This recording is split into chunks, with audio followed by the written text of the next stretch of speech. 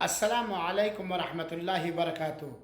میرے مسلمان بھائیوں اور بہنوں، ماہ ذی الحجہ کے شروع کا 10 دن بہت ہی مبارک وقت ہے۔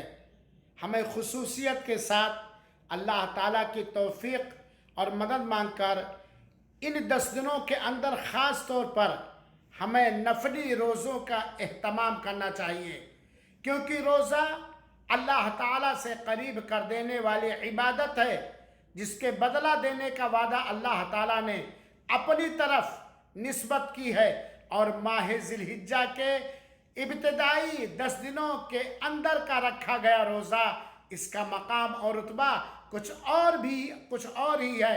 لہذا میری ماں، میرے بہنوں اور میرے بھائیوں، ان دنوں میں خصوصیت کے ساتھ نفلی روزے رکھ کر اللہ تعالیٰ کے ہاں بھاری اجر و ثواب حاصل کرو۔ اللہ ہم سب کو توفیق